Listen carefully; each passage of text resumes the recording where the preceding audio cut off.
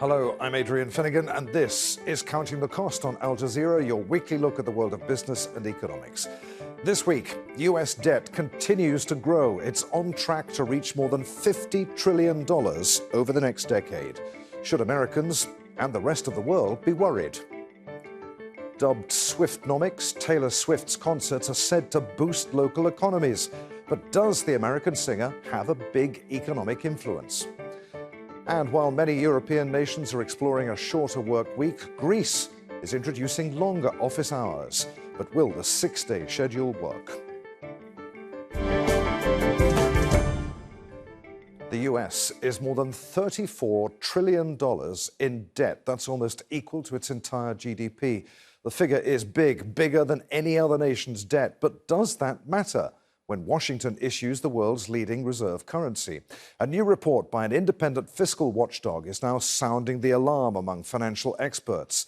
The Congressional Budget Office says that by 2034, debt is expected to hit 122% of GDP. That would be the highest level ever recorded, barring changes in tax and spending policies. So, could the tide of red ink get out of control and the US default on its debt? We'll discuss that with our guest shortly. But first, Alexandra Byers reports. More than $50 trillion. That's how much the U.S. government is on track to owe its creditors by 2034. It's an eye-watering number without precedent. It will be larger than the country's entire economy, 122% of U.S. GDP, higher than at any point in history. The U.S. already has the largest debt burden in the world, and the government keeps spending more than it's bringing in. Every year it borrows to cover that gap. The money is going to social services like healthcare, as well as defense, but a huge chunk of the budget is just paying interest on what it borrows. And thanks to surging inflation and high interest rates, that's getting more and more expensive to do. Critics say it's the very definition of unsustainable, a spiraling debt trap. As of right now, the U.S. spends $2.4 billion a day to pay the interest on its debt, more than it spends on the military.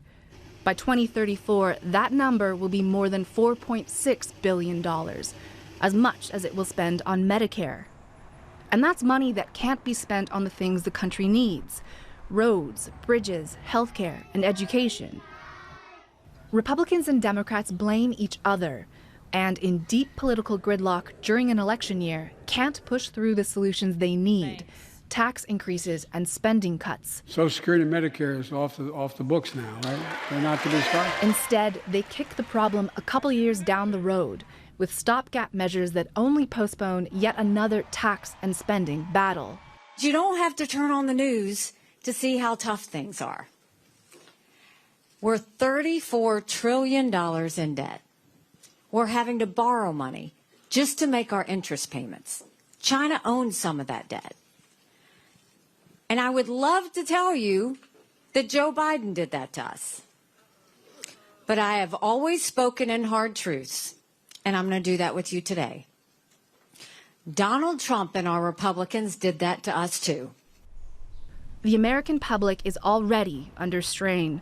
The cost of owning a home is the highest in 30 years. I feel for those people who are struggling and need to get out and get someplace before it's too late, before they're out in the streets. And many feel less optimistic about the future. I think because of how expensive it is to live now, and a lot of people depend on their financial situation to make them happy. And it's the struggle when you don't have the financial stability to live. And the U.S. debt spiral threatens far beyond its own borders. In April, the International Monetary Fund warned it poses a significant risk to the global economy. It drives up borrowing costs worldwide and fuels inflation, leaving billions of people potentially paying the price for American economic policy. Alexandra Byers, Al Jazeera, for Counting the Cost. Let's take a look at just how big the US debt is. $34 trillion is around the value of the economies of China, Germany, Japan, India, and the UK combined. It amounts to $259,000 for each household and $101,000 for each person in the US. It would take 22 years toward paying down the debt if each family contributed $1,000 per month. The vast majority of US debt is held by the public and foreign creditors through bonds and other borrowing instruments. The rest of it is held by government programs such as Social Security and Medicare. Its debt is held by the public as a share of the economy that worries economists most. The debt to GDP ratio measures just how much the US owes versus how much it produces and indicates if it is able to pay back its debt. Now, that ratio is expected to reach 122% of gross domestic product in 2034, dwarfing the nation's fiscal position following the Second World War. For more on this, let's talk to Howard Reid. He's the director at Landman Economics, and he joins us now from Colchester in the UK. Good to have you with us, Howard. So how alarming is this report, then, from the Congressional Budget Office? Well, I would say it's not actually, although the upfront numbers look quite big, it's not actually that alarming, because if you look at some other countries, for example, Japan currently has a debt to GDP ratio of around 250%, right? So about, in terms of relative to the size of its economy, it's got twice as much debt as the US. And there isn't really that much concern that Japan's going to default. There's a little bit of concern, but not much. And so I think the US, whilst these numbers are big in the context of debt during, the 80s and 90s, for example, there's still a very long way to go. And when we talk about debt, what do we mean? I mean, for you and I, if we're in debt, it's our credit cards we owe money on, or loans, or a mortgage. When a country is in debt, what does that mean? Well, it means that they have various, they owe money in some of the debt is owed in the same way to kind of foreign creditors, either corporate or pension funds, etc. Some of the debt is actually owned to other US institutions, and so that becomes a bit like the left hand owing the right hand. And the other thing to point out is that the US issues its own currency. So therefore, in theory, it can't actually go bankrupt because it could always issue more currency to pay off the debt. That's not necessarily a good thing to do, because it could increase inflation, it could devalue the dollar, etc. But the US or a country that issues its own currency having a large debt is not the same as a household or a corporation having a large debt. There's the crucial difference that it can issue its own currency to service the debt. So do you mean, Howard, that there's no danger that the US could default on its debt? I think there's no danger that the US could default unless for some reason it actually wanted to default, which is unlikely. Sometimes countries have decided in the past, particularly developing countries, that it'd actually be easier to default and kind of start afresh than try and service the debt. But the US, technically doesn't have to ever default on its debt, but it's not. There are certain drawbacks to having a very, very high debt to GDP ratio. It went into several hundreds or even thousands of percent, because servicing the debt could create inflation, could reduce the value of the currency, and so could make people worse off in the longer run. But that wouldn't be a default. It would be, other kind of economic problems that would arise from that for US consumers. All right, so it could make Americans worse off in the longer run. What about the rest of us? How are we affected by this? Well, that's a really interesting question. I don't know if economists are really that clear on that, to be honest. I mean, we heard in the video you put up before you had me on, people were saying that extra US borrowing could stoke inflation. But I think that's very much, the jury's still out really on whether that's really the cause of the recent cost of living crisis and inflation that we've seen, because we've seen inflation shooting up across many industrialized countries, the UK, the EU, other countries as well. But most of them don't have the same kind of size of debt to GDP ratio, or haven't had the increase in the debt to GDP ratio that the US had over the last few years. It seems more likely that factors related to COVID-19 and the recovery from COVID-19, particularly things like supply bottlenecks and prices rising for producers, import costs, etc., of driving inflation rather than mounting government debt. That would be my position anyway. Okay, so why does debt continue to grow in the US? Why does the US continue to borrow beyond its ability to pay it back? And why does nobody in the US seem to want to do anything about it?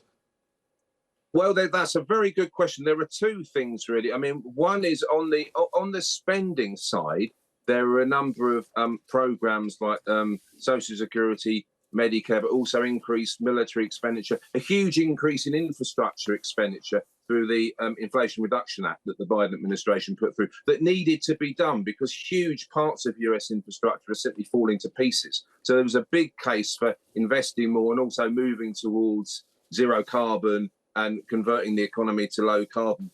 So on the spending side, there's been extra spending, but on the tax side, the Trump administration, when it passed the Tax Cuts Act in 2017, reduced tax take by something like $2 trillion over 10 years. And so a lot of those benefits went to the most well-off and corporations. And so there's been a huge reduction in the amount of tax that the US economy is actually getting in. Now, the Biden administration is planning to let those cuts expire if Biden is re-elected in the coming election. And so the American Enterprise Institute has forecast that the extra tax take under the Biden plan would be around $4 trillion over the decade 2025 to 2035. And that would go some way towards kind of helping plug the hole a bit in terms of the gap between what the US government spends and what it gets in. So there's two things going on. One is they're spending a lot, and the other one is they're not taxing enough.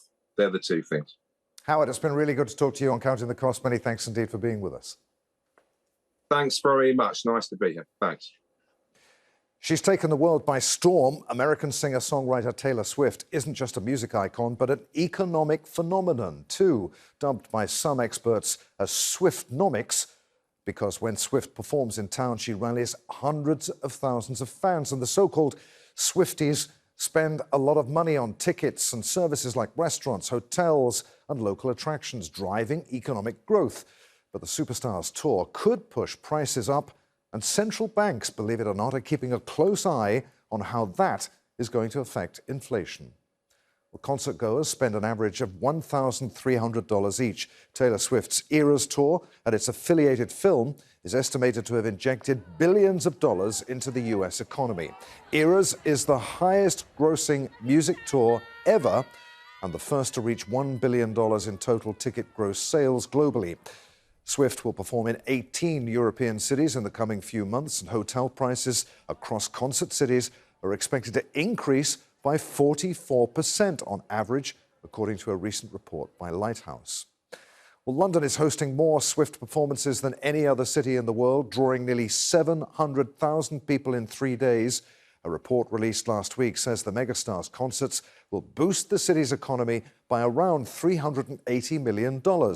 And Barclays Consumer Spend Research found that Swift's tour is expected to boost the UK economy by $1.26 billion. Rory Challens reports from London. It's been called Swiftnomics, the genuinely economy-boosting effects of this gargantuan world tour. $380 million for the London economy, according to the London Mayor. $1.27 billion for the UK economy, according to Barclays Bank. And each of the fans here, you can see streaming towards Wembley Stadium behind me, will have spent, on average, $1,000 each on tickets, travel, accommodation, food, outfits, after parties, etc. You can see the money's rolling in. I'm assuming you might have spent a bit more. Maybe a little more. Sounds about right. Maybe per ticket, right? Per ticket. Yeah. But then you've got accommodation. Yeah. You've got Yeah, he's talking about airfare, the whole thing, love. Airbnb. Can you put a number on it at the moment? I can. Would you? No. Has it been expensive? Yeah. Yeah, So, I would say Yeah, tickets, accommodation, outfits. Yeah. Yeah. So we paid £95 for a ticket each. That's up in the top tier. I managed to get pretty much everything off Vinted. So I would say my outfit is going for about 40 quid. We've done it pretty well on a budget, but I am going 2 more times, so I've got to make the money stretch. So. You're not just seeing her once? No, I'm coming twice again to Wembley in August.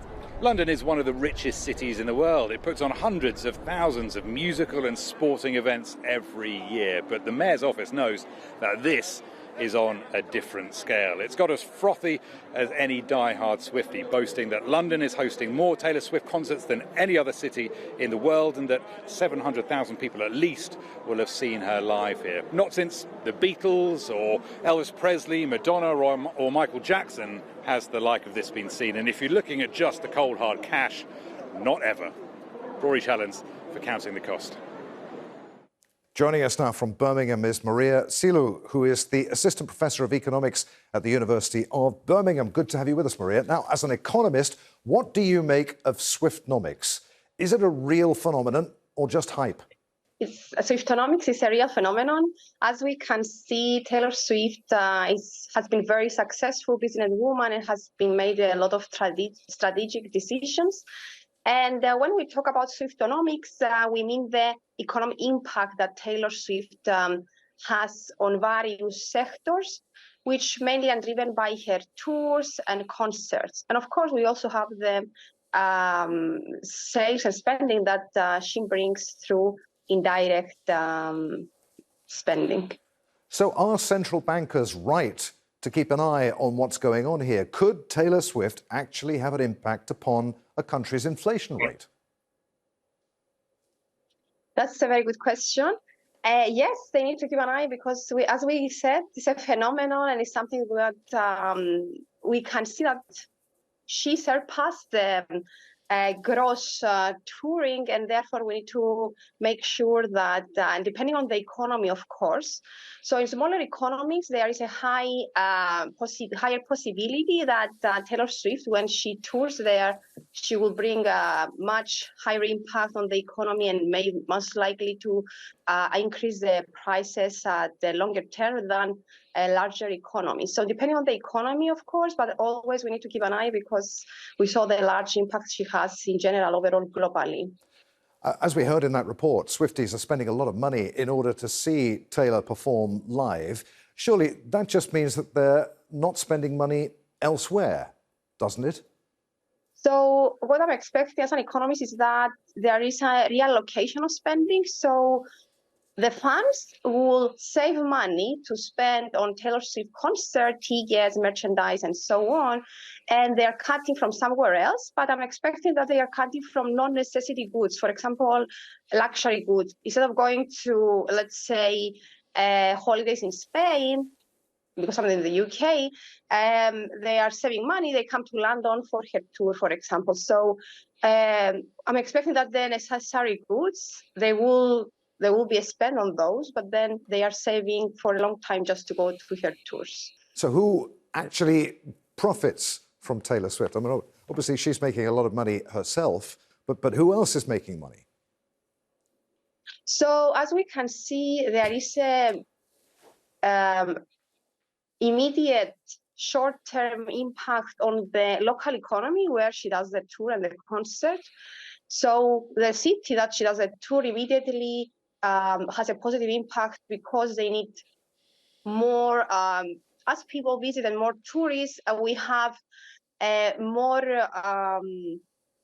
demand for hotels, dining, merchandise, and so on. And therefore, there are, as we can see, higher demand. In economies, we have higher prices, but this doesn't impact the funds.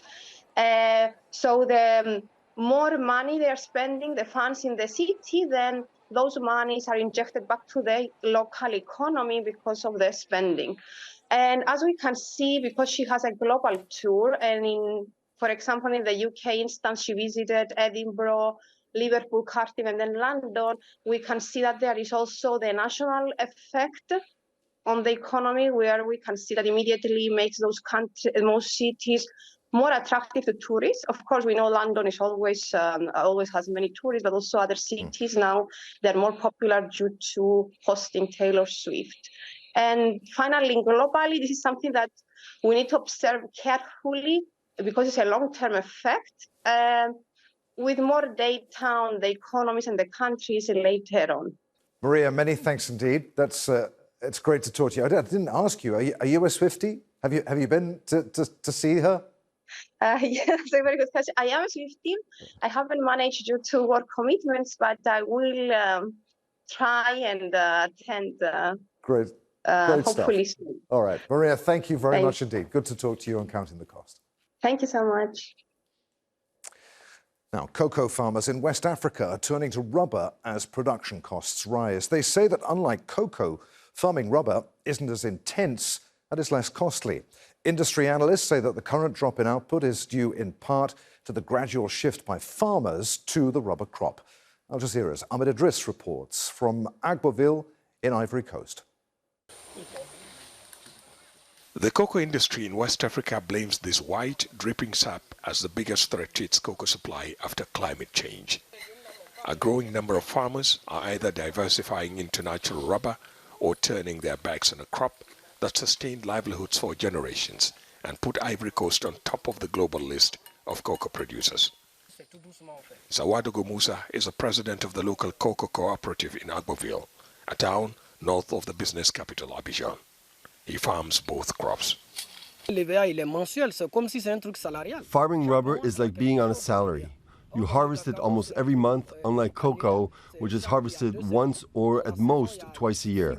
It may not fetch as much cocoa, but at least you have something to live on every month. Natural rubber production in Ivory Coast rose from 170,000 tons just 3 years ago to 1.5 million tons in 2022, propelling the country to the top 3 producers in the world. Industry analysts believe it could surpass its current output for the 2023-2024 season. Climate change and soaring production costs are forcing more farmers to switch to rubber. While rubber trees take nearly as long as cocoa to produce the first output, they require less hard work. And unlike cocoa, rubber prices are stable, something many farmers here appreciate for their own financial stability. That's a source of concern for the cocoa industry. Poor harvest means less income for both farmers and produce agents who buy the cocoa beans. So, some are labeling unfit beans as fair trade certified. That way, they can charge more for the produce. Ivory Coast cocoa regulator says 95% of the beans from last season were marked as fair trade certified. The previous figure was around 50%. It has suspended the certification process to allow for what it calls transparency. Cocoa diversification and sustainability consultant Edmund Conan says the cocoa industry is at a crossroad. Small-scale oil farmers provide 90% of the world supply. They have 2 to 3 hectares. Nobody can control them. Anytime they can cut down their cocoa trees. It's not like big farms that can, be controlled, but for the small other farmers, you can't control them. He says the cocoa industry must come up with an acceptable support system to help farmers who continue to live in poverty while supplying a multi-billion-dollar industry. If not, fewer farmers will cultivate the crop, which could mean higher prices for that chocolate bar on supermarket shelves.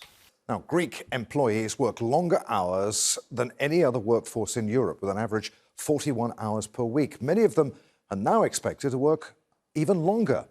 The government has introduced a new law that enables employers to implement a 6-day work week starting from July 1st. Employees could, in theory, choose if they want to do more office hours to do them. Those who work more will be paid more. The change in labour law is aimed at solving the nation's shortage of skilled workers, among other issues. Well, the legislation includes employees in some industrial and manufacturing facilities, along with businesses that provide 24/7 services. Food service and tourism workers are excluded. Greek workers have protested against the bill a day before it was passed, saying that the overhaul could create barbaric conditions. Many nations, particularly in Europe, are experimenting with a 4-day schedule, with some studies showing that it increases staff productivity. Joining us now from Berlin is Jens Bastian, who is an economist focusing Southeastern Europe at the German Institute for International and Security Affairs. Good to have you with us, sir. Why on earth is Greece introducing a 6-day week when, as we said, a lot of European nations are looking at shortening it? You're very right, Adrian. You can say that it's a contrarian move by Greece, by Greek legislation. In many parts of Europe, you now have companies experimenting and employees wanting 4-day work week or hybrid working, or we remember it from the COVID-19 days, the introduction of home office. In that sense, Greece is going in the opposite direction by the introduction of statutory longer working hours and longer working weeks. Could this potentially backfire, do you think, in that there may be a longer working week, but productivity could fall?